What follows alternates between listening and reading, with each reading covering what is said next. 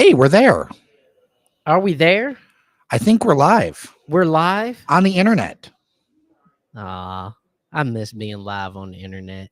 Hi, friends. How are you? I am Jer Stays. We are getting warmed up here as we are doing a live stream of our podcast. Yeah. And we're going to be doing a live chat as well afterward with people of the show.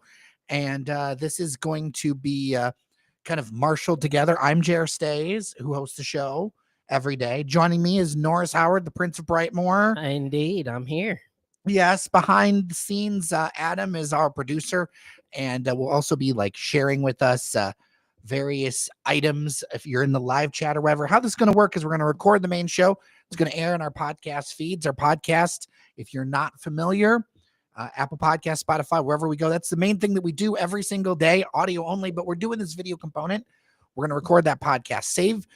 Please post your questions. Yeah. Adam's going to chat to us, kind of run the chat there, and then also add in your questions along with mailbag questions after the show.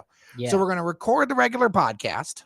I gotta get my life together first. I'm sorry. You really look like you're struggling over there. It's just it was bothering me, and now because it keeps moving, it moves ever so gently, and we're good now.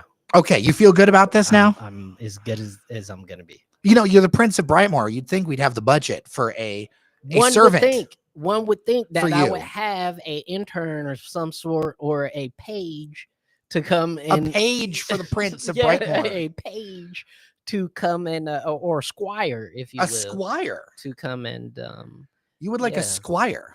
A squire would be nice. A squire would be nice. Would you just send them to Uniqlo to like a Uniqlo spot constantly? That's a big job for a squire, but it is a squire job. Yeah, because they get together the nights. Yeah. They help gather. They sent messages. They cleaned armor. Some of them served as boy lovers. So I don't want that part, but yeah, no, let's not do that. Yeah, but that was the truth. All right. Yeah, that was the truth. So in this show, if you're not familiar, Daily Detroit, we are talking about what to know and where to go in Southeast Michigan. We've done it for nearly 1,700 episodes. And today will be the show that we record today. We're going to be getting into 5 topics and your post-show questions. So I'm excited. I am excited. I know I don't look like it, y'all. I'm just tired. I didn't have lunch. How did you did not pre-EMA? I didn't pre-EMA. EMA's kind of your spot. EMA is my Wednesday tradition, and I didn't pre-EMA. It's my fault. Okay. Yeah. And then we will get recording here.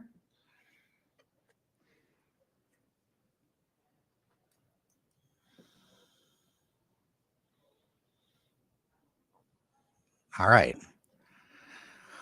And in 5, 4, 3, 2, 1. Hello, friends, and welcome to your Daily Detroit, sharing what to know and where to go. I am Jer Stays. It is Wednesday, July 9th, 2025. Joining me across the table, as he does on many Wednesdays and some other days too, the Prince of Brightmoor himself, Norris Howard. How are you? Hey, everybody. How's it going? Excited to be here to talk on the show. Yeah, and there is a lot around town that we're going to get into. First off, let's do our recurring segment of where we've been. And this is a place that we have had a chance to check out. Newly opened this week called AM Buzz in the Cambria Hotel. Now, that's in an area of West Downtown over by the Click on Detroit WDIV studios and the Fort Shelby. And there's some things starting to happen over there, but it's not been as active. But it's good to see a new thing over there. I checked it out. And of course, because I'm a nerd, I cannot help but say I absolutely loved all the vintage radios at AM Buzz. And I also know that it's a pun, which also plays into my favorites, which I know, Norris, you hate puns. Hate so much. But I will say this. Listen, the place is cozy. It is definitely more diner vibe than cafe vibe. I actually went in mentally because I didn't look at any of the renderings or anything like that. Like I went in mentally thinking like cafe, right? Like thinking I was going to be walking into, a Desert Oasis or Canal or a place like that. And it's not. The vibes are dinery. The vibes are the seats are like the old diner seats. Like they've got like the banquettes or whatever. Yeah, And then yeah, there's a row yeah. of seating that's actually it's pink and green on the Yeah, so all the inside. AKAs will love that. But Shout out to our AKA listeners, shout of out which to I know the we have AKA. quite a few. Yeah, shout out to the AKA listeners. But I'll tell you this: the coffee was stupendous, and I got an English muffin sandwich that was also very delicious. And so, obviously, when you're going to a new spot, please give the staff some grace because when you open a new place, sometimes there's technological kinks. Sometimes the menu may not all be all the way figured out. Give them some grace because the people there were very nice and the stuff was good. It was tasty. Sugar-free vanilla oat milk latte I had. Yeah. Very good. The other thing I noticed, and I noticed this because of some of the other patrons, those banquette seats make it really great to open up your laptop and have a little bit of room to work. Yeah. In that center row where it's you can actually spread out a little bit. I'm a big man. I need some room. But I will say this, man. I will say, and this is me. I'm shouting out Cambria Hotel on this one, man. Y'all got to outfit it with some faster interwebs. We got to get it faster. If you're gonna have people coming to a cafe getting coffee, we here to work half the day. We here to get a couple cups of coffee and work. All right. So the internet does need to be a little bit faster. But beyond that, the place, the vibes were nice. It was very cool. And on top of that, again, another thing to go check out in a part of downtown that a lot of people it's not going to get as much foot traffic as some of the other places in town. But patrons of the hotel should be very happy. Patrons of the hotel, people who maybe live across the street, work across the street, because there's a bunch of Rocket Family of Company stuff in the old Free Press building there. That's right. You got the TV station next door, but there is still so much more that could be done with that west side. I feel like right around Campus Martius, really coming up, some parts of east side of downtown, especially down Woodward, but on that wing over there, it still feels quiet sometimes, even though you got the Fort Shelby, even you got some stuff going on. Yeah, because it's like you got a weird couple of big anchor things there that you can't move. Like you got the big federal building over there that has to have X amount of frontage around it that you can't touch or can't build on. So you got that. And then you have the TV station, which takes up a lot of room and you can't touch that, can't move that. And then you have the Kobo parking lot, which extends far back. So you can't build any further south. So it kind of cuts off that part of West Downtown, but people are trying. Oh, and then you got the lodge right there, which also cuts more stuff off. So folks are trying right there. And I think the Cambria in particular has been one of the better uses of space down there. The rooftop bar over there is really nice. I hear great things about Chibo, and now they have AM Buzz over there, so it should be cool. I don't know if WDIV can go in there because they about to build their own cafe, and that now it's gang. What is it stuff. in Plymouth? Yeah, in Plymouth is gang stuff, so they're gonna only be getting catered coffee from. That's a long drive, though. No. But I'm saying it's gonna get catered. It's gonna be driven in fresh every morning. So I feel like with how few people are used with media nowadays, that there could have been room that they could have done something there. But anyway, actually, I want to ask you about that. What do you think about that concept? If people don't know, Click on Detroit is doing a community cafe in downtown Plymouth. They're going to be recording their Live in the D TV show there, or broadcasting it, I should say. I say recording because that's normally what we do. Full disclosure, that is my alma mater. I worked there as a floor manager for a while. Oh, and I got people that I know and care about and went to school with that are over at WDIV, and they're great people, and I love the work that they do over there. I have feelings about this, though. I have feelings. Share them. Having Live in the D, not in the D, trash. Terrible idea. Like I just think that's Live in the P. Yeah, it's so goofy. Like I get it. You want to get in touch with a cohort and bring them your brand, bring them the news, bring them something. Lifestyle, especially with this kind of thing. Yeah, lifestyle, all that kind of stuff. And also, a lot of those folks, I've lived in Canton before, which touches Plymouth. If you're not locked in and keyed into like the Detroit news type stuff, or what to do in town, man, you just gonna be on an island out there, just stuck in the western suburban kid-centric ecosystem of like Northville, Novi, Plymouth, Canton, I mean, And from a that's business that. perspective, to me, it makes a lot of sense because it's a ton of money and a ton of there's a people. ton. People do not realize how much money is in that part of town. Oh, yeah. And Canton and the areas around it. The economic center of the state is moving west, and benefiting that is places like Canton. Yeah, absolutely. So like the economic sense for it is cool, but as a Detroiter, yeah, it rubs me the wrong way to have a show called Live in the D and not have it in the D and be talking about Detroit centric stuff and not have listen, we record in Detroit. We do. In we are town. at Tech Town right now. At Tech Town right now. We You stand. can literally walk past our window and wave at us. That's right. We're right off of Cass Avenue. You can literally wave at us if you wanted to. So we stand on that. We do. Right? And I do listen, and I give WDIV a lot of credit. They're one of the last, traditional broadcasters that stayed in the city when WXYZ moved, and then the Fox station. I think Fox station has always been far out. But yeah, so I get that. But yeah, make sure Live in the D stay in the D. I don't want it in Plymouth flat out. Let's talk about Michigan's struggling marijuana market. Word has come through a press release and a Warren notice that Terra Send, which owns Gage dispensaries as well as Cookies dispensary, they're closing. 230 jobs are on the chopping block. The dispensaries for Gage that were in Ferndale and Detroit will close. The Cookies dispensary in Detroit and their cultivation facilities in Warren and Harrison Township. This is yet another indicator. The low prices, I know a lot of people love the low marijuana prices, but it's not sustainable. So we're going to start to see people move out, close up shop. If you don't know, TerraSend is a publicly traded company on the Toronto Stock Exchange because you can't do that in America. Nope. This is something where I feel like this is a warning sign when big money like this is starting to pull back. I know a lot of people will be glad to see big money pull out, but this is the beginning of, okay, at some point these prices have to go up because everyone's telling me that it's involved in the business. This isn't sustainable. At some point, they're just going to quit. Yeah, I mean, a bunch of people are going to quit. There's going to be market contraction. There's going to be less advertisements, less head shops around. And listen, for some people, that is a good thing. I even know people who do go to purchase marijuana who flat out say there's too many shops. Like they say it's too many shops, too many choices. Everybody can't be in it, right? It's like any other consumer good. Everybody can't be in it. Everybody can't have.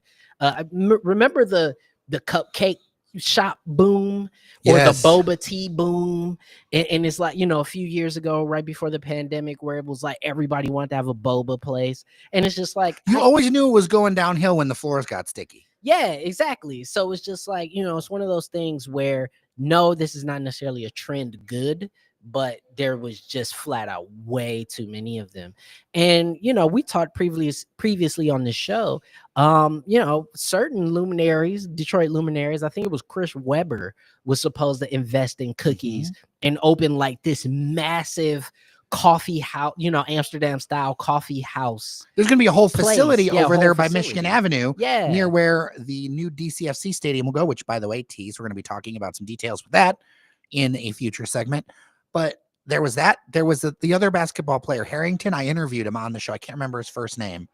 He was doing a large investment over by the riverfront, and that all collapsed. Yeah, it's because just the juice is not worth the squeeze for a lot of investors, unfortunately. And we talk about many times about how Detroit kind of missed the boat on the marijuana thing. Maybe there might be a second opportunity here, particularly with a new administration coming in and some new ways to rethink some zoning laws, which they're already doing. There may be an opportunity to be able to get to one of the larger marijuana markets in the region, the city proper, and be able to open up more shops within city limits. But right now, this will not be the last closure. One of the big reason there was that push in the city is the idea of restorative justice, right? Yeah. Because very disproportionately, African Americans and people of color were locked up for marijuana charges versus white folks. And so it's kind of like, well, how do we get the money back or do some sort of restoration around that? I don't know if it's possible, but that was some of the thought behind it.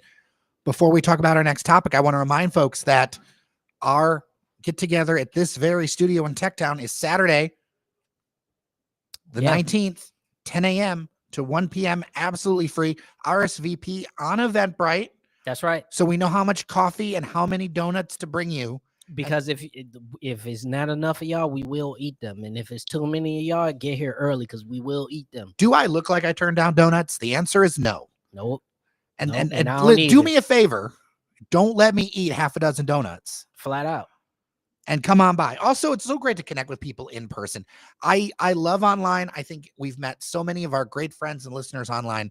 But when it comes to local work and local community, there's nothing better than talking to people one-to-one. Yeah, and we actually get a lot of insight from our listeners. You guys are very, very honest with us, and we love that. So make sure you guys come in, tell us more about it, about what you want us to do more of on the show. And yeah, so that's next Saturday, the 19th. Go to Eventbrite, search for Daily Detroit, and you'll be able to see it. Get your tickets. They're not real tickets. They just let us know how many people's coming. And well, because I don't want us to get an email saying like I didn't get my ticket. Like, no, it just lets us know how many people are coming, and make sure you slide through and say what's up. Yeah. All right. Capitol Park is coming along. Now, if you don't know, in downtown Detroit, Capitol Park has really been a hot spot of retail and residential development. It is being redone. The park portion, pathways, greenery, all that kind of stuff. And we're starting to get a real look at it. I don't think it's fully open yet, but the fences are down. You can see what's happening. You can see the idea now. You can see the idea now. What do we think? Listen, first of all, because you are a downtown, if people are listening, you are a downtown resident. Yeah. One of the things I love is that everything is flush. So there's none of those big, giant, tall planters. And I know some people would be like, that means I can't sit on them. Shut up. You never sat on them. So everything is flush. My only thing is I don't see where they're going to put seating or benches, but I'm sure there will be seating and benches.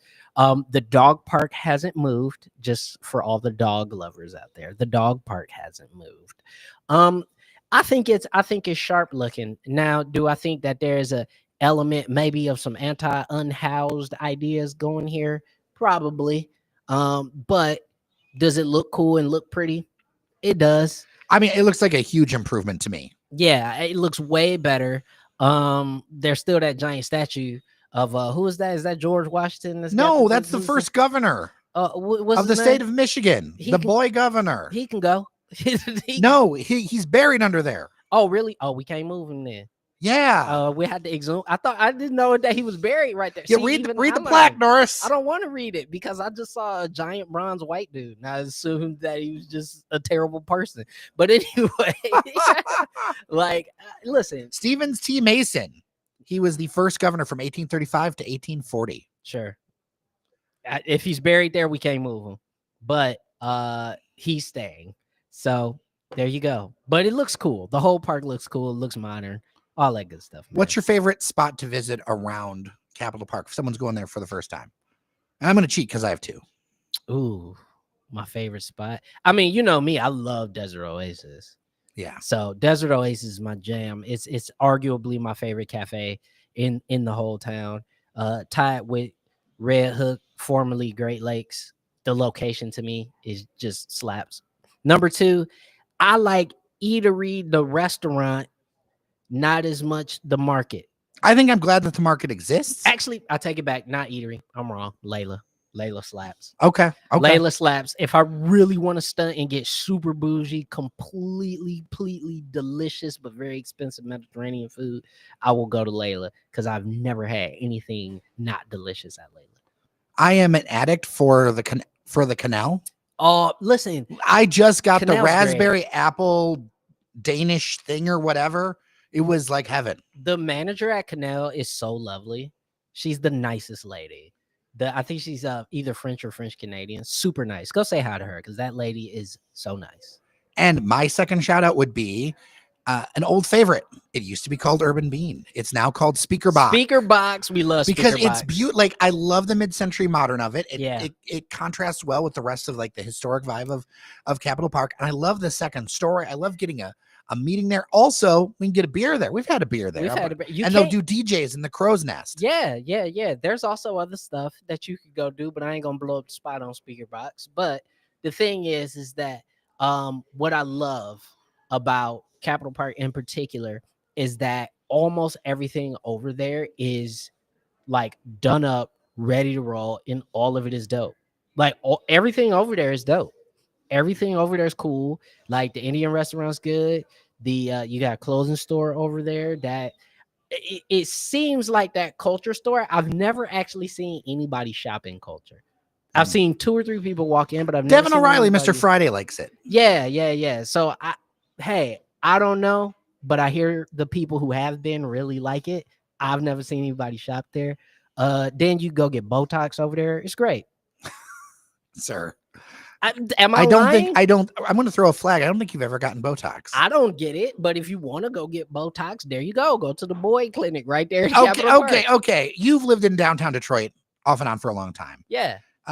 Did you think in the continuum you would be like, go to the Botox spot?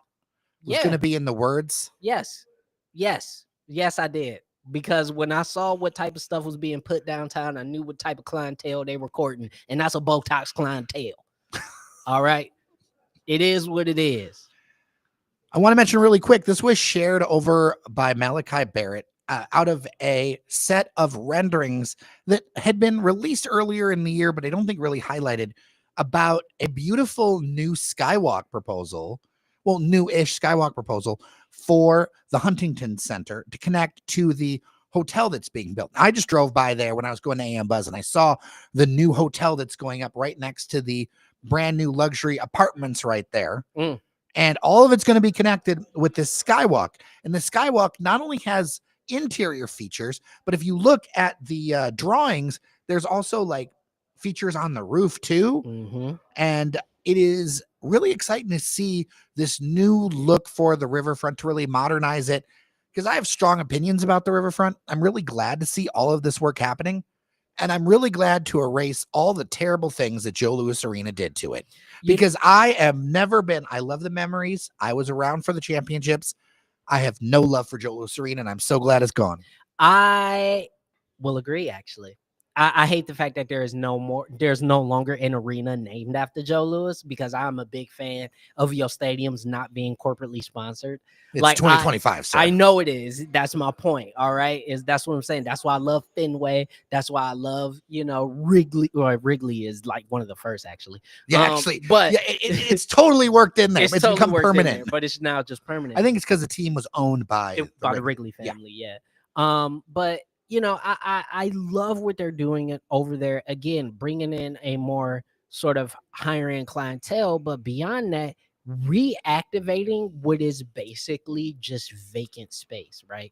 Like Huntington Place takes up such a large footprint in downtown Detroit, which is very different from a lot of other convention centers. If you go to other places, sure, they're all big, but they're fronted up long ways against the riverfront. So it's almost like a different way they engage the river. It allows people to kind of walk out, or lakefronts or ocean fronts.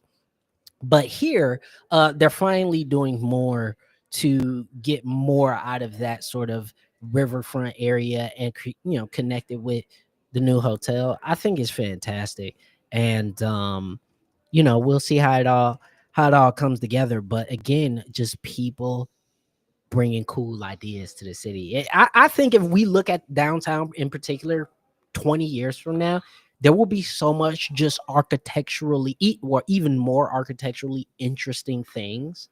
I'm excited. 2 points to that. I think one, connecting the hotel to the conference center. One of the reasons there's been a lot of things have not come to Detroit. People like to say it's whatever, their favorite reason not. The reality is we just didn't have enough hotel rooms. Hotel scarcity. Just comes down to we didn't have enough hotel rooms. Yep. And so this helps that. That also helps conventions with a connected hotel make a lot of that stuff work a lot better, have better packages, whatever. Now, when you're talking about architecture, I want to throw back a little Detroit. Do you remember when? Not that long ago. Okay. Do you remember the design that was never going to happen, but the design, circling back to Capitol Park, for a residential building? Yes. That was going to be all like cattywampus and tilted. Yep. There are some of them like it near Chelsea in New York and Hudson Yards, where they've got very interesting angles to them. It was going to be on the old McDonald's spot that's still vacant to this day. That was my McDonald's when I was a kid, by the way. Yeah. That was the kind of forward-leaning architecture where I love seeing a mix of old and new, where you can't, I love old buildings, and I think we should preserve a lot of them. But you can't save all of But them. you can, not only can you not save all of them, there's some things that you can't, like the vibe is wrong if you try to do it today. That's why it's so important to save them. Yeah, I mean, not only is the vibe wrong, I mean, for some, as we saw with the Renaissance centers, it may literally just be cost prohibitive to rehab some of them, depending on who owns them. So I'm excited for it. This Huntington idea is a good idea. And listen, I personally think that we need to rethink the whole rooftop parking structure thing and just turn that into a further activation area for Huntington, because you're gonna have more parking over there and you don't need to use that roof for anything. So I think you should use it for more outdoor stuff. I just, the more outdoor stuff we can do in our two good months, like we need to maximize. We've got more than 2 good months. We get 2 good months. No, we get a lot more than I'm gonna throw a flag on you lucky. on that one. We've been lucky. We've been lucky this spring and summer that May, June was pretty decent. All right. But and what I mean by 2 good months is, think about, man, it's been scorching. It's gonna be scorching next week. You can't go outside or you're gonna fall out. All right. It's gonna be 95 degrees, almost in the hundreds, man. You can't go outside. Speaking of architecture, the firm that is going to design the new stadium for Detroit City FC in the old Southwest Hospital site has been selected. It is HOK. They did Little Caesars Arena, which everyone knows. Yep. I went ahead and pulled for the video stream people the look of St. Louis SC's stadium. I believe it's like Energize. What do they call it? It's a Energizer Field or something like that. And it is really interesting, really, really cool to see what they did with that.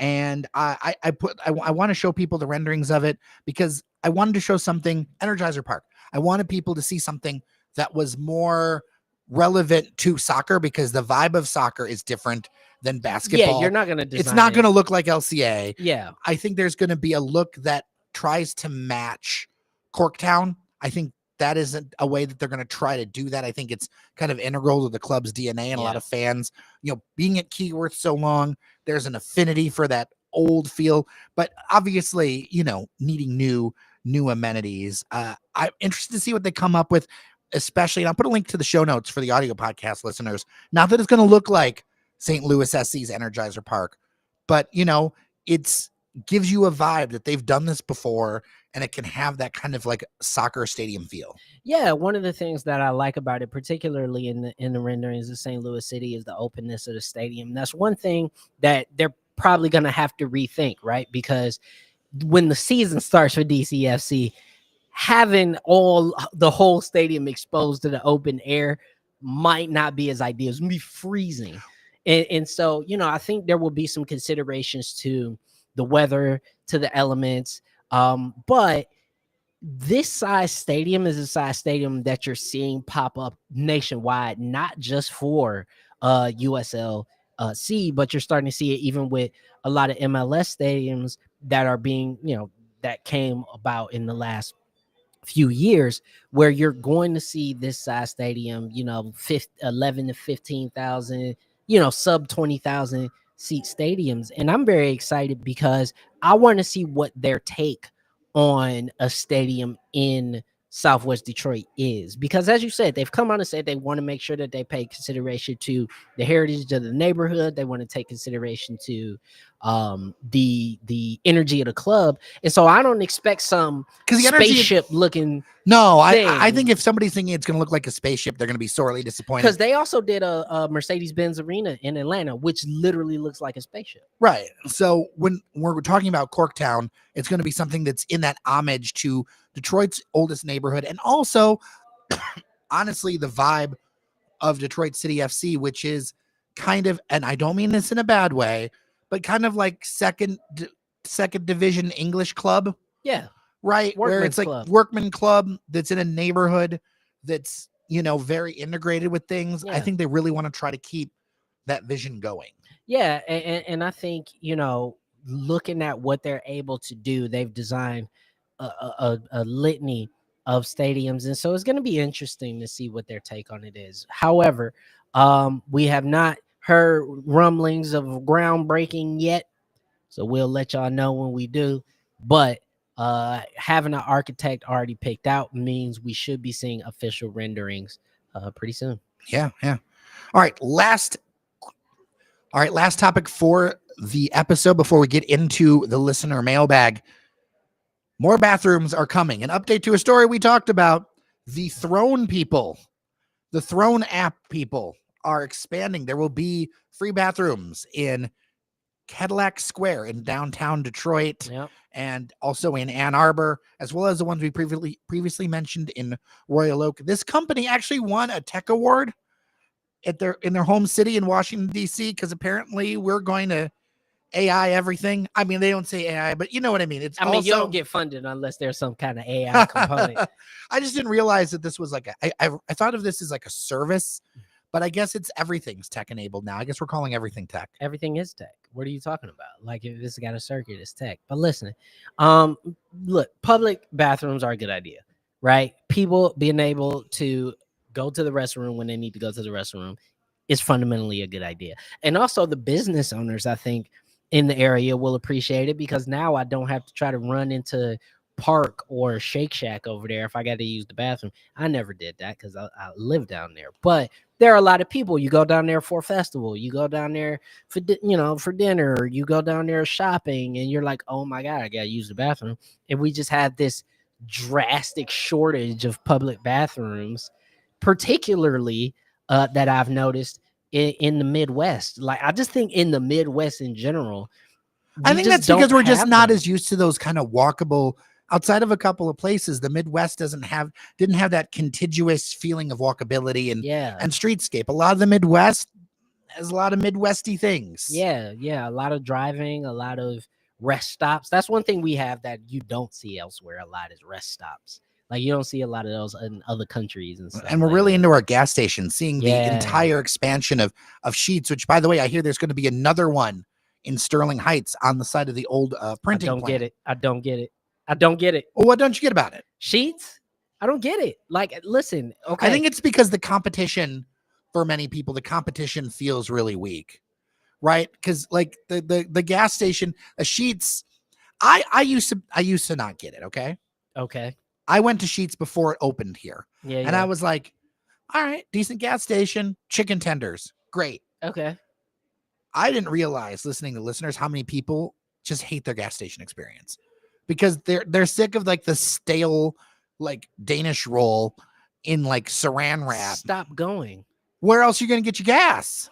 The one literally across the street. But the one across the street from it's the same thing. No, I mean, to a lot of people. This is what the listeners tell me. To a lot of people. Listen, this is how I feel about it. All right.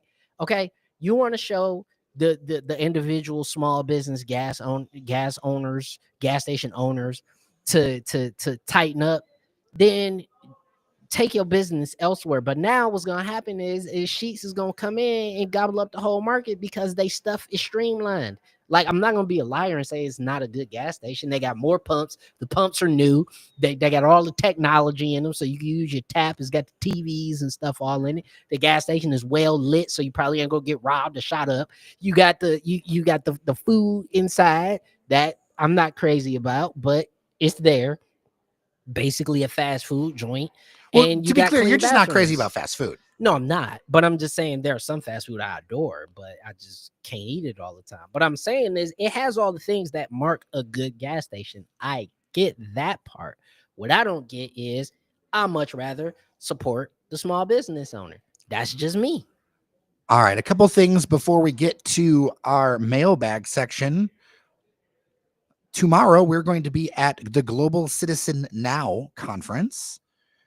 If you're out there, give us a shout. It's going to be really cool to get to talk to so many people. We've got a couple really interesting interviews booked for the show, conversations. We're very excited. We can't share all the details, but we're very excited. It's going to be all day at the Hudson's Tower in downtown Detroit. I'm hoping to get a lot of stories out of there. Watch dailydetroit.com, watch our socials, all that kind of stuff.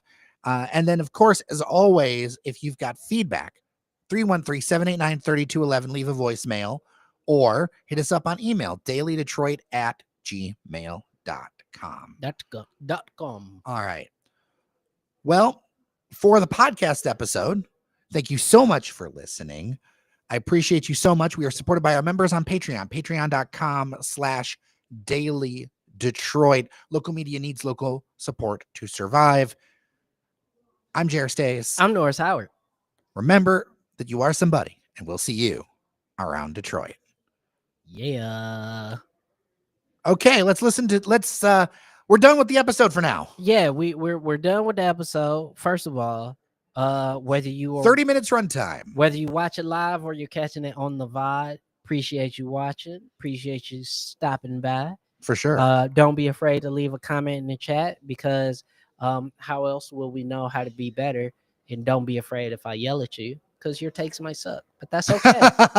You have strong feelings, but we have strong feelings from our listeners, and we're going to go through this. Yeah, let's do it. See, this is my favorite part, because I love engaging in conversation with the listeners, with my neighbors. That's how I view y'all, my neighbors. And I love engaging in conversations with my neighbors, because I grew up in a real neighborhood with real people, and I had the same neighbors for like 25 years. So like, I love that. So I love your comments. Please send us more. All right, Jackie, you've now hosted a mayoral debate and talked with some candidates. I really hope more. So far, what is one of the biggest lies or half-truths the candidates are telling us right now? Who wants to go first? Oh, biggest lie or half-truth? Or half The candidates are telling us so far. Like, let's cut through it now that we've talked to some folks and been following this for a few months. I think that's a tough one. I have mine. I know you have you go first. Let me think of one. Okay. I think this whole idea that we're going to invest in the entire city at once is mathematically impossible. Yeah. I think that the strategic neighborhood fund idea, where you're focusing on 10 areas that are outside of downtown as well as downtown, but that's its own entity. Yeah. I think it's politically unpopular, but the right thing to do, because people need the amenities that are around them. And I talk to listeners often about where they're moving to, or switching up neighborhoods, or if they're coming to the city. And at the end of the day, people want stuff. They want amenities. Yeah. And there is a market difference depending on what neighborhood you live in on the amount of amenities you get, not just sidewalks, not just streets, but like businesses. And the hard truth about this is that there are still many areas of Detroit with not enough residents that don't have enough income to support the dream list of what people want. I'm not saying that you don't deserve to have those services, but the math doesn't math at all. Yeah. And so there is a reason that's very practical about people living their everyday lives, that they pick the neighborhoods they do, and that you're seeing activity coalesce in downtown, the Villages, Southwest, Corktown, Sherwood, yep. Different areas like that. You're seeing that because people don't want to be inconvenienced. They want everything. And stuff's already there. And those areas are going to continue to build out because you're going to be able to build out next to that next thing. Like I reported on the newsletter that the area right near Indian Village is getting a new grocery store, focus on fresh produce. And this is on the heels. People are like, well, Indian Village Market was there. I'm sorry. I've gone to Indian Village Market off and on since I was a kid. Yeah. Okay. My grandmother stayed over there. Yeah. Indian Village Market was tired and dirty and not great. Like it was out of time. I mean, it did not comport to what people want today. Yeah, exactly. I think that's what'll end up happening. I think when you listen to some of the debates, there is an emphasis from the candidates on talking about supporting, quote unquote, the neighborhoods through single family home initiatives and home repair initiatives to get people who are already there to stay. That's the aspect of what you're talking about. That is, I think, the half truth, like the truth part of it. Yeah. But this concept that there will be the same level of investment that we're seeing in downtown and midtown and Corktown, that will somehow spread out everywhere all at once, is not true, because it can't happen, because the economics don't work.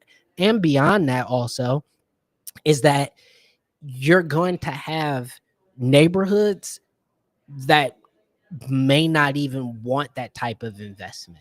And the thing there's still fierce NIMBYism in this city, and we don't want to talk about that either. Think about all the feedback. We got a ton of feedback about bike lanes from that from a recent episode. That's NIMBYism. People, there was an apartment building that was supposed to be getting restored over on, what was that, like near 12 Boston Edison. Yeah, near Boston. Now that project got greenlighted. It got, but that was after the report came out that half the neighborhood didn't want it, which was weird because that's an area that is starting to see more density, starting to see more people move in, starting to see improvements. And then you say, hey, I want an apartment building over there. And people were like, absolutely not. It's weird. The hard truth is that you cannot both not have new residents and get the stuff you want. No, that won't never happen. It will never ever happen that way. No, you have to accept new residents in order to get new stuff, because the math. I've talked to so many business owners. I've dealt with so much stuff over the years. I used to be so much more wide-eyed and hopeful about it. I grew up. It's just the way it is. Without more money, without people who have more money moving in, it's not going to happen. I'm sorry. And another big issue that we have is that these neighborhoods, some of these neighborhoods don't have things like anchor schools, anchor employers, or anchor amenities in the sense of like a massive train station in order to support their growth. So when you look at Midtown has Wayne State University. Let's just keep it, before we even go anywhere else, we'll just say the Medical Center and Wayne State University. That is a automatic tens of thousands of people just plopped in the middle of the city who can spend money, who could go to the restaurants. There's nearly, before the pandemic, it was like 150,000, but there's like 100,000 such people that come in every day that spend money. That's why stuff's here. That's why in mid, like where we're sitting. And honestly, where we're sitting in our studio, I love Tech Town. I love our neighborhood. We still don't have a coffee shop like that's right around the corner from us. Right. We still got to walk up to the boulevard. We got to walk up to the boulevard. We got to, there's lots of things. I look out, there's a lot of parking. Like none of this is anywhere near done. Yeah. And I think there's like I understand like the feeling about it, and I see it. And I'm a long-term Detroit resident myself, like 20 plus years. Yeah. But I also now realize change is inevitable, or else it's just going to stay the same. You can't get there from here. None of those political candidates can tell you that because they will get voted down. Yeah. But like, that's the truth I'm going to tell you because I'm not running for office. I think the biggest half truth for me is that everybody talks about investments into infrastructure, particularly around transit, but none of them want to say that the city is never going to do it without more money from billionaires. There will never be a significant investment into infrastructure in this city unless it's a public-private partnership, flat out. It's not going to happen. I think about recently the $20 million that got added to DDOT, and hearing that, they wouldn't know how to spend more than that. Yeah. Because there isn't the infrastructure. There you go. So the only thing they could do, they got an injection of $20 million, and the only thing they could do is maybe buy some new buses, maybe hire some more drivers, some more shelters. There's more shelters, and build more shelters. Like really, and that's all edges. Yeah, and the biggest thing would be building more shelters, because really, you get an injection of $20 to $30 million. Almost every stop in the city should have a solar powered shelter that can be warm in the wintertime. If you've never seen it, go to downtown Ferndale or along the Fast Woodward route. You will see shelters with lights, with electronic schedules. Mm-hmm. That should be the bare minimum. Yeah. And we don't have those resources aren't there, which actually this ties into, if you're not, are you done with this part? That's my biggest thing. Okay. I got another question for you that ties into this. Yeah. From listener Tom. I wanted to get your thoughts on the possibility of converting the People Mover as currently constituted into a park walkway like the High Line in New York City.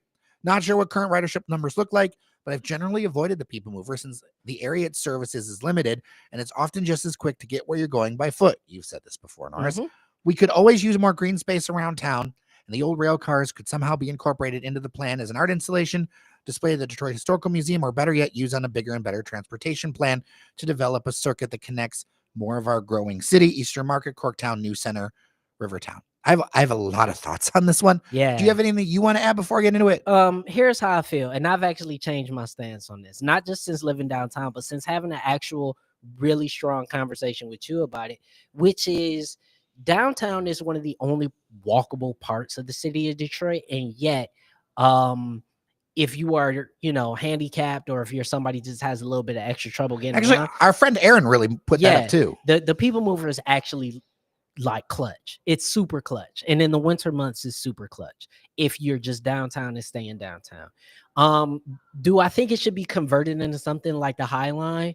No, not really. I think the problem with downtown now actually is that we don't push people together. Like we don't push people into high density areas. Like Campus Martius is the only this high density, and it's not even high density and residential. it's not There's not that many places to stay off Campus Martius. and that's not and not just high density residential, but even just high density public area, right? Even if you look at Hart Plaza is huge, right? As a plaza, it's huge. Campus Martius is very small. You push people together. I think if you did something like the High Line, the only reason it works in New York is because there's a bajillion people in New York. And actually, if you live over there, it is a great way to walk from Hudson Yards to the meatpacking district and go to lunch. Like that's how it's used. You know what I mean? We just don't have the level of attractions yet. To me, and then also, those rails are recessed. Well, no, you would build on it. I know you could. You'd have to build around it. But we talking about money. Now we talking about even more money. Okay, so I really love that our listener has this creative feedback, but I think it's completely off base. The People Mover has sources of funding that other things don't have, right? Because it was created as a central loop as part of what was going to be a larger transit system in the 1970s. Coleman Young, the city of Detroit, Oakland County, all that. As usual, we could not get our stuff together. That money went to Washington, D.C. We have the Q line left, which has access to different dollars and tools. The People Mover. The People Mover has access to different tools than, say, the Q line, which wasn't even part of the RTA until recently. Nope. It was a private part. It was a private thing. The People Mover has access to different tools. The People Mover is elevated. When I talk to people who aren't transit nerds, they don't want streetcars on their streets. They don't.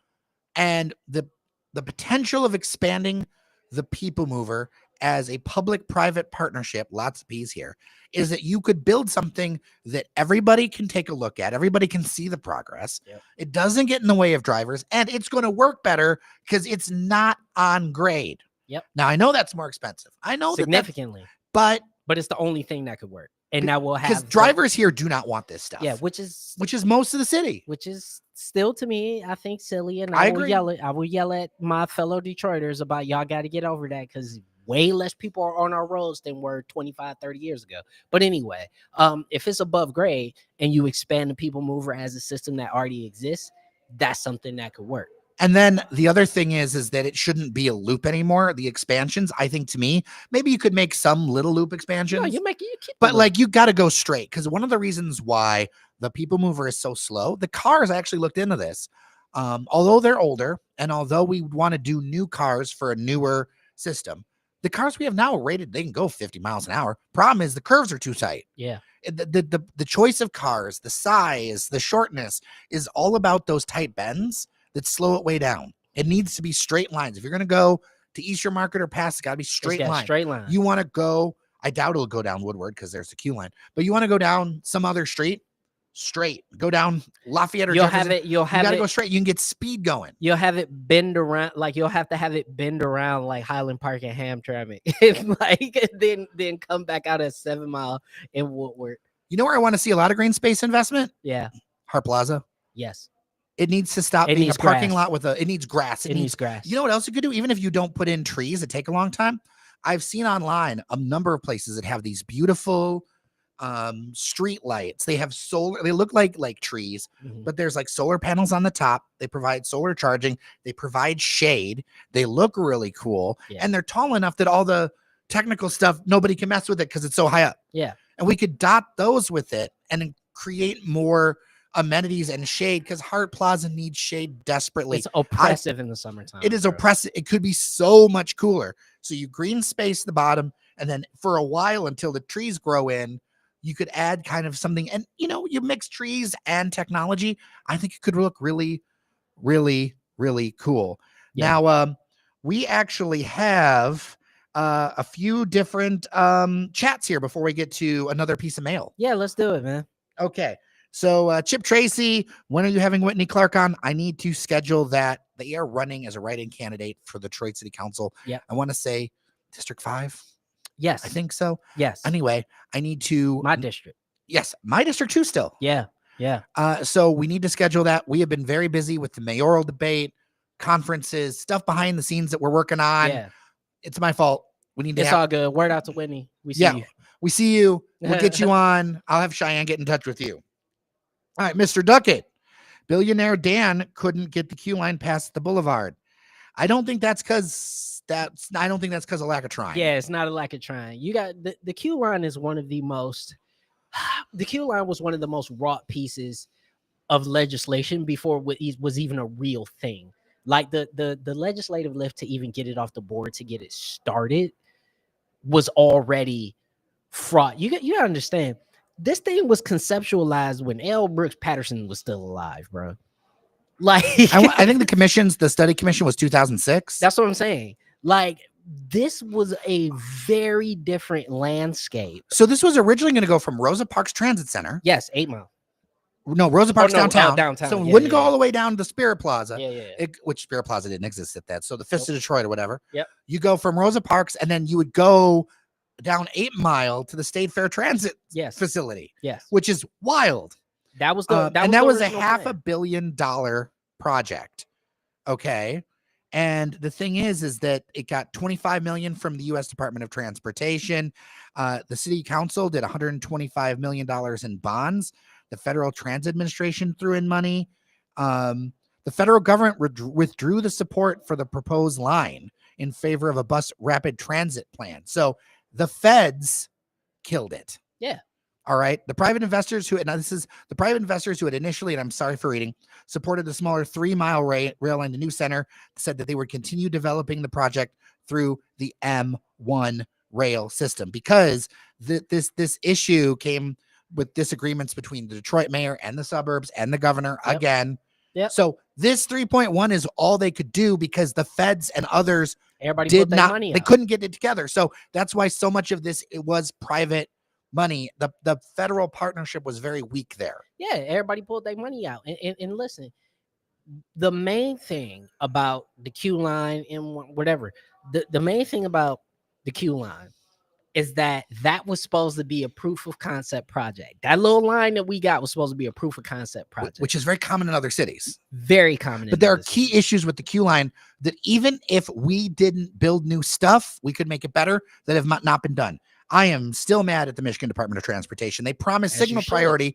I was there. I was literally, there are videos on social media of me there in the middle of the night when those queue line cars got delivered. Okay. Mm-hmm.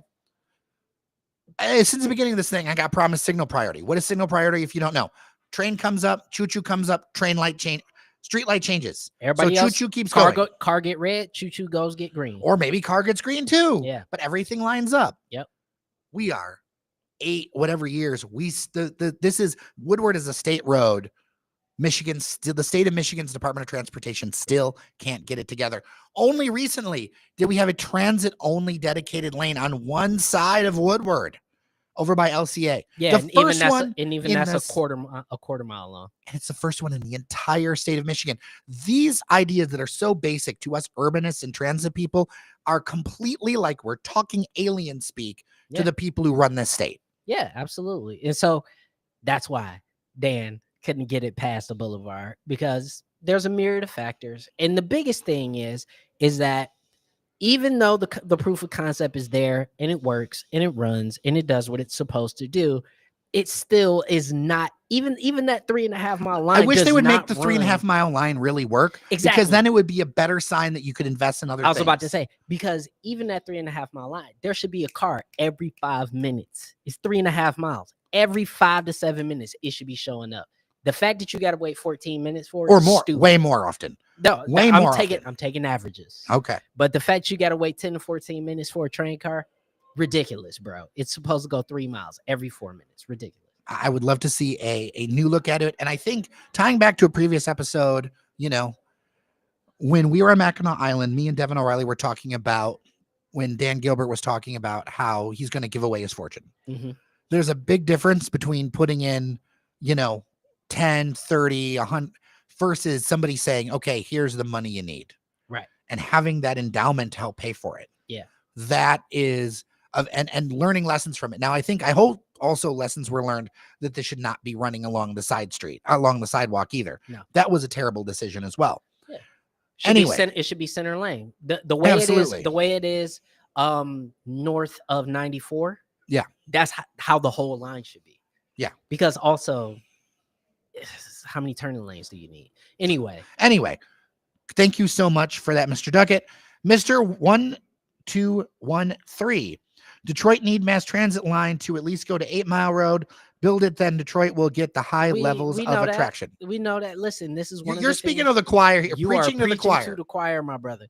Listen, one thing that I've always said that holds Detroit back from becoming a truly world-class city once again is the lack of investment in mass transit. One of the main things that you see, and I don't necessarily mean an entirely comprehensive system that we see in New York or Chicago or other places, even if we just got that little bullshit transit station that they have in LA, right? That barely works, that almost no one uses. Oh no, they've got that new. Well, now that it goes to LAX, yeah, it's a different story because now, for some odd reason, it didn't go to the airport, which is dumb. But now that it goes to LAX, you may see a difference. But previously, when I used it, when I was going to LA, it didn't. But even look at places like Minneapolis, the Bay Area, San Francisco and Oakland, other places that have invested in even small urban centric mass transit. They've seen vast improvements in the quality of life of the people in their towns, right? So the BART does not wholly cover everywhere in San Francisco. It covers the important parts, the parts where you want to centralize traffic. Yeah. And that's what we're talking about. The fact that we don't have a line that goes from either 8 Mile of Woodward to downtown or from East Point to downtown or from Grosse Pointe to downtown is silly. Or Dearborn to downtown. It's silliness. It's silliness. And it's silly we don't even have bus rapid transit for that. Although I know that there's going to be pilots for that. Let's not even talk about the Target on Mack and Woodward. That don't have nothing to do with the city. That's people running out of money. That's people running out of money, and that thing may not ever happen. And a standalone Target, there's no room for that. The plot doesn't fit for a standalone Target. Yeah. Well, they got the urban layouts, the city Target, but then you want to build something on top of it. Yeah. You have to, because the city Target, I visited them. Yeah. And you need to put that together. You would need a spot for a proper Target. You need a spot that's like the size of the old Tiger Stadium. Yeah, you can and more. No. You need a lot of space for a suburban style stuff. And I don't think that would fit in the fabric of that neighborhood in any way, shape, or form. Yeah. I also think that in time, as much as I really want something that's Target-like as a city resident, I think in time, there's a different vibe towards Target nowadays. There's a different in the city because of certain things have been done, and the fact that this is a super majority Black city. Yeah, first of all, hard agree. Target missed the window on this one. But I think if we're just talking any big box retailer, there's city plans outside of Walmart, because Walmart does not build in cities. There's ways you could do it, right? That's one of the number one things that I always thought was kind of crazy. I think if Target wanted to start building some goodwill, put one in the city of Detroit. No, I'm serious. You want to start winning back Black folks? Okay, start building city Targets in Black cities. Nice ones. Not just Ann Arbor. People are lighting up on the chat. I love it. King Yacht. I want to say yacht. Yeah, yacht. I'm on a yacht. I'm on a boat. Anyway, I need someone to hear my idea about transit in Detroit. I emailed the city council, but I never got a response. Email the state. Email dailydetroit@gmail.com. I don't have the city council's inbox. I'm not on council. Yeah, but if you email, but also email the state, because the thing is these transit funds, the city has a willingness to do more with transit. The hang up is at the state and regional level. The State Department of Transportation has shown that there's no incentive for them to invest in mass transit in Metro Detroit. Or in the state in general. In the state in general. We as a state do not have the same share we spend towards mass transit that many other states do. Exactly. So there's that, number one. And number two, any progress that we've seen on mass transit have been cooperations between the local municipalities, have been the city of Detroit talking to the city of Ferndale, talking to the city, and counties at the county level as well. Listen, we just got a no opt-out clause for SMART. Like, think about that. Like, that just happened. Yep. Where now Canton and Livonia in Northville have to have bus routes. Like, we just got that, bro. So now we are just now breaking out of a lot of socioeconomic stigma. We're just now breaking through a lot of racial stigma, and people are understanding the value of mass transit, but that level of investment won't happen until the Department of Transportation at the state level and state level legislators are informed that this is what people want. So my advice would be write to your state level candidates, your county level candidates, and then also back that up with supporting candidates that have a platform built on mass transit. A couple of other things here. Mr. Duckett is back. Any ideas of where the new mayor can look for funds for these projects? I think it's going to be really tough the next 3 years. First of all, the feds ain't giving us nothing. No. So we all know how the president feels about us. Whatever you feel about the president, we know what the president feels about us. So I'm telling you, it's public-private. The concept, we need to rethink where this entire paradigm. Yeah. Right. We got to reframe the entire paradigm. Right. Expecting funding to come from the federal government for anything, get rid of it. Because we got real spoiled. Whatever you think of Joe Biden, whatever you think of whatever, set that aside. When it comes to the city of Detroit, his relationship with Mike Duggan meant that we got all kinds of money that we will never see again. Yeah, and the thing is that relationship was a trifecta, right? You had Big Gretch, and you had Duggan, and you had Biden, and there was a matriculation of funds. You saw people starting up nonprofits and get access to money that really previously they would have never got access to. But all of that is about to be cut off if it hasn't already been cut off. Mr. 1213, I'll try it a different way. Detroit need a one-stop shop such as Target and Meijer are too far from downtown, especially for those whom don't own cars. I guess if Meijer wanted a big win, I mean, you got the Riverfront Meijer, which is a food, but that is a grocery store. But that's a grocery store. And here's the other thing. It's not, so I think this stuff can work anywhere that there's like real transit. So if there's like the Q line or something, if you're downtown and can hop down, like if they put the city Target up more towards Midtown to take advantage of the college age people. No, use the mid where the mid was supposed to go, because they're not building on that. Take that land. That's true. and I was thinking about some Myers there. I was thinking about a city Target style thing in the Albert Kahn up in Fisher Building or next to the Fisher Building back there. Yeah. Like there's different places you could do it as long as you're tied to transit. So because downtown has very limited resources. Back when there was thoughts that Amazon Fresh was going to do more, they pulled the plug nationally. Yeah, on a lot of those Amazon Freshes. Those were smaller footprints. I always thought that would be really cool to see something in the State Savings Bank. Would that be really cool to use? But that floor plan isn't very big. No, compared to all these other things. Yeah, but you couldn't do massive retail in there. No. So that's the challenge there. I think as long as it's tied to it, I agree we need it. I don't know what brand it should be, but I fully agree that the downtown area needs that. The challenge is that you have enough people if you do the 7.2 and it's easy enough accessible via some sort of parking, transit, whatever, but there aren't enough residents in downtown to make the math work. That's one of the reasons why you saw that Target idea happen more towards Mac, so you can get those college residents too, and you have access to the neighborhoods, because like I live on the east side, I can shoot down Mac in a hot minute. Well, and it's also why the Meijer concept went where it went, because they wanted to collect all the people from Lafayette Park. You're talking about one of the most wealthy, some from Grosse Pointe. As far as Grosse Pointe, you're talking about one of the wealthiest zips. The wealthiest census tracts in the city of Detroit is Lafayette Park. Yeah, exactly. So you want to collect all those people, and guess what they did? All right. So Mr. Duckett, if Dan is going to give his wealth away, why am I going to give my tax dollars to demolition? He's not giving us a blank check, bro. He's just saying he's giving. So these are two different things. Let's talk about this. Something like transit is a legacy project that benefits everybody for a long time and is an infrastructure investment. And very expensive. The Rensen is an albatross. Yes. Which means the only thing you'd with be doing full of asbestos, Yeah. reportedly, according to the Detroit News, full of asbestos, forcing the development costs up 20%. right. So Nobody's making nobody's making money on this project. No, I was just about to say that's the main thing is that sure, mass transit is expensive, but it is a public good.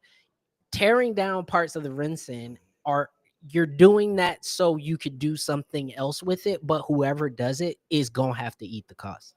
Yeah, flat out. So now, and so the money and the public money is not actually for tearing down the Rensen; it's for the park. yes, and I know that's a really squeegee, but it's the part squishy, weird thing that a lot of people don't trust. But that is the reality: is that he is paying for that. But then, what are you going to have? Just an empty spot? Yeah, you got to put something there. You got to put something there, and that's what that public money is for. Yeah, so or would be for if it were to happen. Which I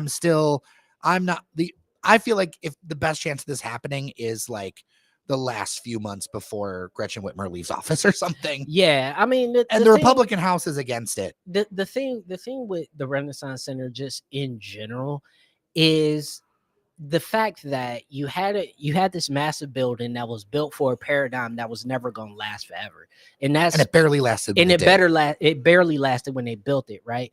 So it's kind of always been an albatross. Like that's I think that was the thing that was kind of shocking to me, is that like for my whole life it's been a half full building. It was never full. Even when GM was there, it was never full ever in my entire lifetime. And so now that you have this iconic massive building that people want to do something with, listen, this sucks. But again, if we want anything new, the taxpayers are going to have to front it, because none of this stuff. I would not even say taxpayers fronting it. Let's talk about this for a second. But we're going to get no support. They're not writing the checks. Government. Right. We're not. So what I'm saying is that very rarely now, this used to happen, but very rarely now is it a check. Yeah. It's given to a developer or a company. Right. This is when you do the thing. When you do the thing and do the jobs, you get a rebate on your future taxes. Yeah. This is not a check. No. And with the park, it's building a park. Right. So that's some of I'm not fully defending this. I want to make sure we get facts right around here. Yeah. Because it's important. Says private blockchain tokenized care ecosystem. I am skeptical of anything crypto. Go look on Outlier Media. Look up their top story on the front page right now about partially owned homes that have been left to blight, and them selling parts of homes they don't own. They don't even own. It was a new update that just came out today. Great job by Aaron Mondry. We're gonna have him back on the show. Yeah, selling shares of houses they don't even own to people who don't live here. So call me skeptical. Mr. 1213 again. The Q line would get the people from downtown to Target, which would get the Midtown empty lot just a block north of Mac. But now also I understand. Yeah, absolutely. He's right. You're right. He's right.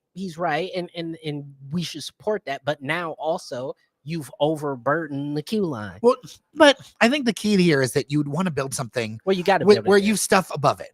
It needs to be the Target, and then you got to put stuff above it, whatever it is. Yeah, that's what I say. If you build on that lot with the mid, which is right next to the Hammer and Nail building, which is just this massive plot of land that nobody has done anything with in 25 years, is that you build your Target concept there, and then you build a nice apartment building on top of it. There's all kinds of things you could do. Yeah, all right, it's fantastic. I want to get to, I believe we had some other mailbag stuff. Amazingly, this has been absolutely great. We got a couple other mailbag questions, and thank you, chat. By the way, I love this. I didn't think you never know when you do these things if anyone will show up. So even if we don't always agree, I really love you, chat. Thank you for showing up. And I love that it's our community popping in. We love it. All right. Let's talk media. Feedback to our episode with Matt Friedman. Now, he is, if you're new to this, he is a public relations professional, used to work in broadcast news. I've known him for many years. He's one of the few public relations people that I'm like, when I get something from him, he doesn't waste my time. Nah, he gets the journal side. Yeah. So, and our audience always gets a lot of good feedback from him and good stuff. So, Jim, really enjoyed the pod regarding newspapers. I pay for both papers and was stunned to hear how few people they employ. Because of this, I wasn't shocked when my email from Freet mentioned the U.S. bombed Iraq. A follow-up email corrected it with Iran. Kind of a big gaffe. Joanna, tagging onto this, I learned a lot in your episode with Matt Friedman. I thought that because the ads are so annoying and so many, they had all the money they needed. There are even ads on the apps when I pay money. It sucks. I also didn't know they were owned by out-of-town people. Glad to listen to Daily Detroit. You never not keep it real. You never don't keep it real. Do you plan on ever doing more than the podcast? If we get some money from y'all.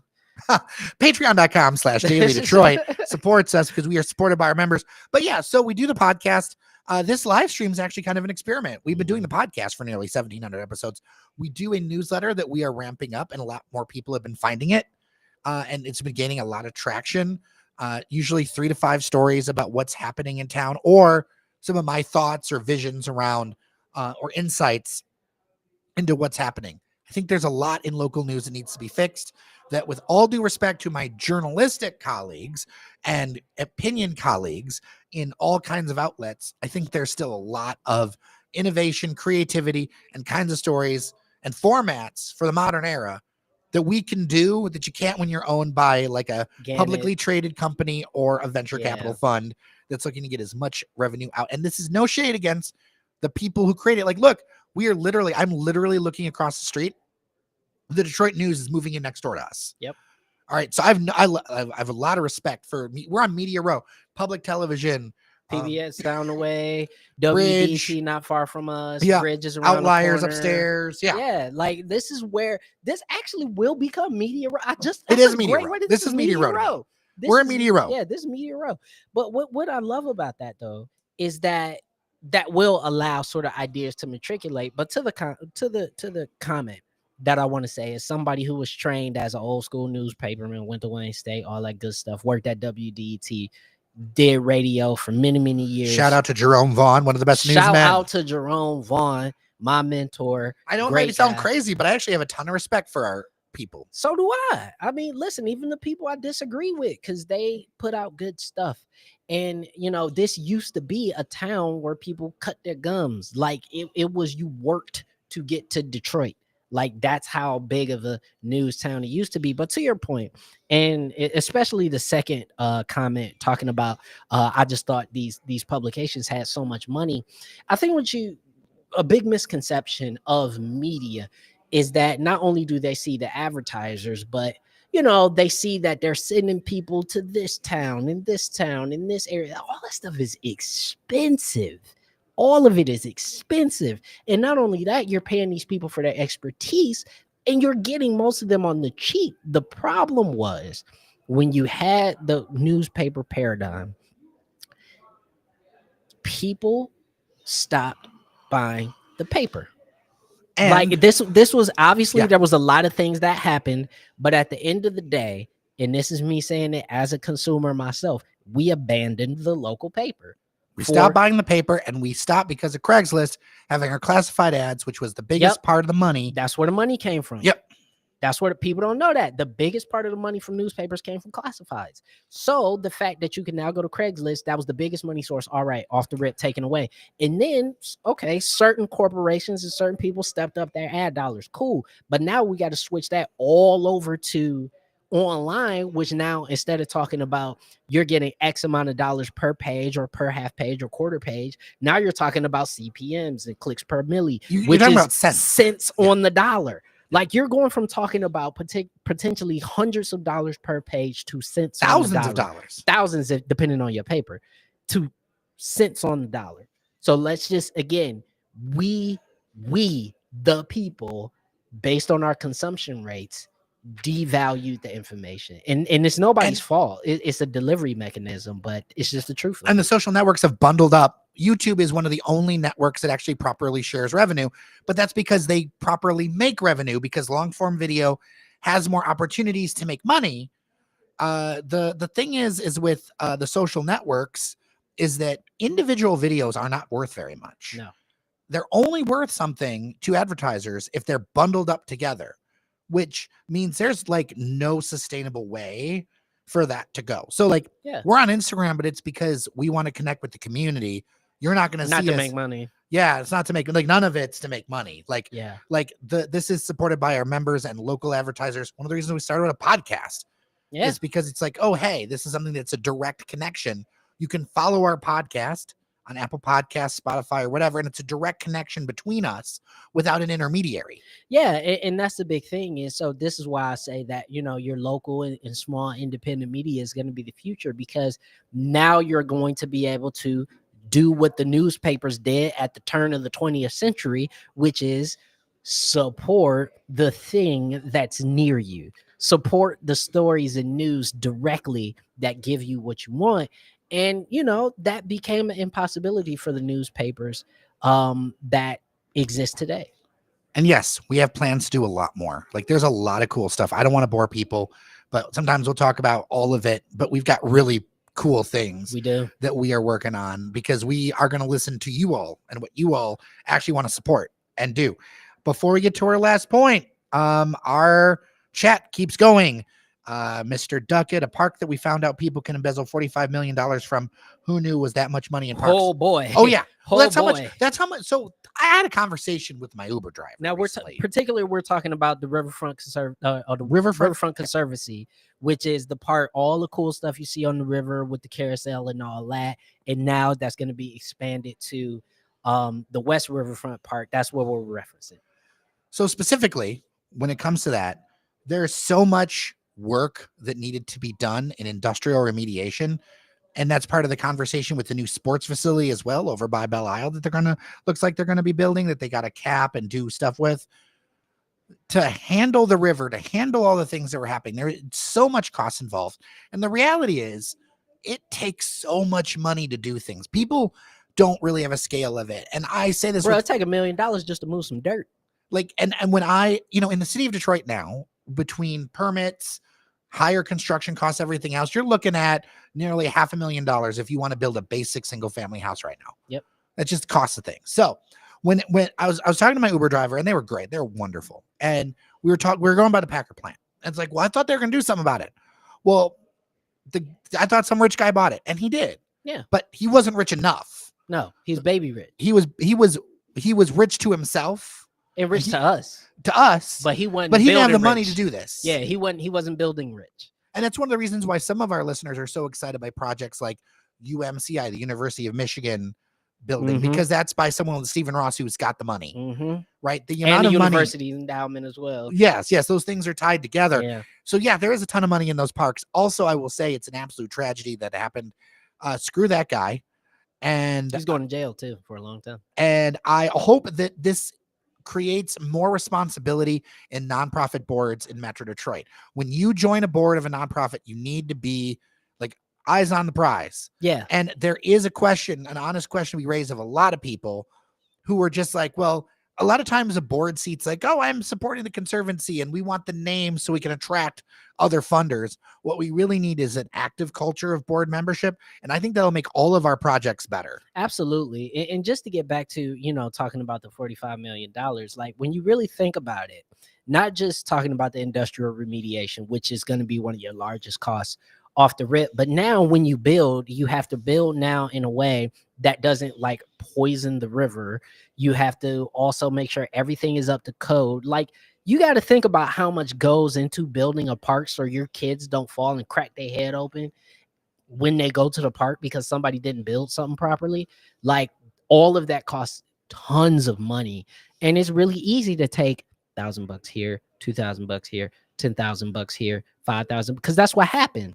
In the case of the Riverfront Conservancy, it wasn't like he went to the bank and just said, hey, bruh, give me $2 million and it's going to be for the parks. And he just went back to the crib. No, it's little by little each time because these numbers you're dealing with are so large that it's easy to just earmark like staffing. Well, what does that mean? Yeah, you just put it into a bucket. By the way, I got up, not to be rude. Yeah. But we got asked about these mugs. So this is for our members who support us.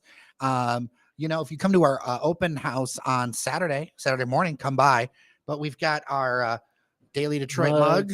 And then we got a Daily Detroit mug. And then bourbon. Also our Daily Detroit bourbon glass. Yeah. So we've got this. We've got a new version, actually, that's got this design on this glass. It's very cool.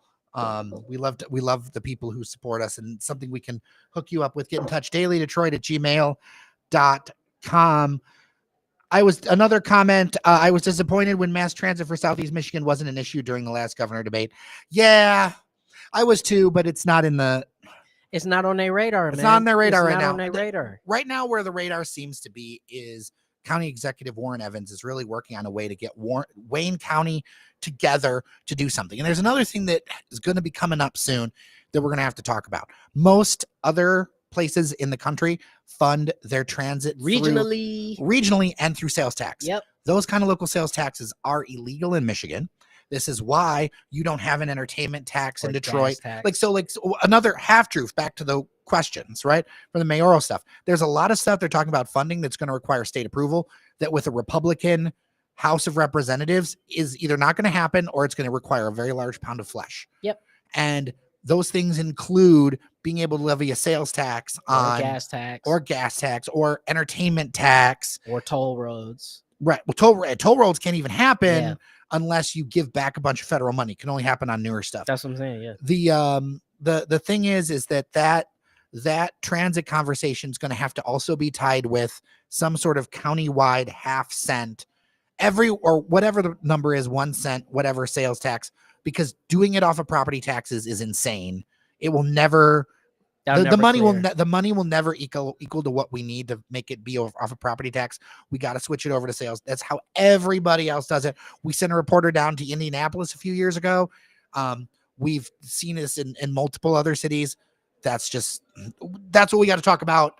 We've got a lot of steps to go with that. And I think one of the reasons it wasn't part of the debate was there's a lot more steps to get that back there. And then statewide, then we can circle back with that.